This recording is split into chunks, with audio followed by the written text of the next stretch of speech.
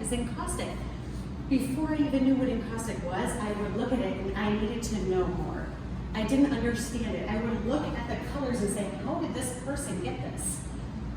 Encaustic is a combination of beeswax and resin.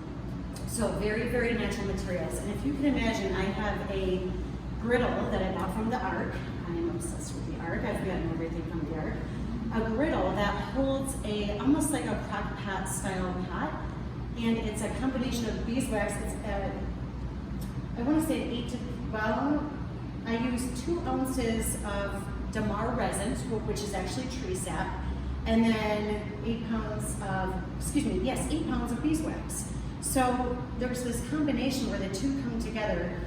The resin is what makes this a sustainable material or medium. The resin not only hardens the beeswax, if it was just beeswax, it would not last. So the two come together, and if you take a look, this seriously, this is a totally teacher, maybe I'm missing it a little bit. I broke this into quadrants. The first one is just brushed on. So I literally took a brush from my griddle, from the container that it was in, melted. I used tuna cans and I hold them with a paper clip because of course the can is super, super hot. Well, 170 degrees. So this is just the brushed on beeswax. This next one is this, except it's torched. It's fused with a torch or a heat gun. I like to use a torch. This one, and I how can you not want to play with fire all the time? The other day though, it was 90 degrees. I was like, I just can't. It's not our night tonight. I told my husband. But so of course it does get warm in the studio. This one here is oil paint and encaustic medium. So again, encaustic medium is the beeswax and resin. And I threw the oil paint example in here because you can honestly use hundreds of different materials with encaustic. It's a ton. But I wanted to throw in oil paint in here for the oil painters because they can of course relate, and most people know what an oil painting looks like. So this is the encaustic medium with oil paint. And it comes in, I use an oil paint stick form with my encaustics only, not when I'm doing a normal oil painting. This one is pigment and encaustic. So this one is actually the mixed pigment you'll purchase from the stores. They make little bricks of color that I'll take. And this is pre-made from the companies. RNF is the company. They're phenomenal out of New York. But a little brick of color, I'll melt it on the griddle, then I'll take that and I'll apply it. So, did you want this again? You can, and pass this around. Encaustic you can touch. I am almost one of those, you can't take me into a store kind of people because I love to touch everything. I had so many kinesthetic learners as a teacher. So I wanted to, it wasn't until 2018 that I worked with encaustic. But once I used this material, I was done. I was sold. I used to do oil painting. I started with acrylic. And then I thought printmaking was going to be my thing. And I can kind of go into why I took an encaustic class, but that was it. I can use all these materials. It's very fluid. I love very fluid, organic-like artwork, so it just seemed to fit really well. You'll notice a lot of water inspiration. I love the mountains, Lake Patrick. I love to get out into the mountains as often as I can. And with my thing, we're packing up. This is my reward for doing the artist talk. We're packing up and going camping tomorrow. That was my mental reward. So I'm taking the kids out. We're gonna go hiking in the mountains. But a lot of my inspiration also comes from Michigan. I moved to Colorado in 2006. So I grew up in Michigan, went to college in Michigan, grew up on the east side of the state, about an hour, a solid hour, 20 minutes, probably northeast of Detroit, so Thumb area. Went to college for my undergrad in Kalamazoo. Gosh, I wish I could make it back to that city because I miss it so much, and I have not been back there since 2006 is when I left. I got my degree in business management, thinking, my sister and I always joke around like my dad was a business owner, my mom was a business owner.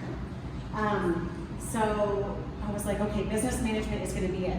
Left with a business management degree, came here to ski, fell in love with the state. And one of my best friends in a restaurant, we worked together in a restaurant in Kalamazoo. She's a phenomenal woman, but she got a job in Whitefield School District, and I remember her jumping up and down in the parking lot at the restaurant when we were about to go into work. And I said, I will see you in a year. I will be in Colorado in a year. So lo and behold, I came here, and with my business management degree, I was like, I'm gonna work in a resort. I wanna work in a resort, I wanna manage a resort. I worked at the Broadmoor for 5 years, and that's where I met my husband. Phenomenal place. I worked at Summit Restaurant when it was brand new. Upbeat, go, go, go, great atmosphere. And after 2 years, they said, Shannon, would you like to be a manager? And I was like, no. It was those weekends, it was those nights, I was like, gosh, I don't think I truly want to do this. I worked there for 3 more years, almost 5 years, and then I left. My husband, again, we met at the Broadmoor, dated throughout, and then got married in 2009, but my husband was doing the MAT program at Colorado College, the Master of Arts in Teaching program. So I was like, maybe I'll go into education. I was rethinking things.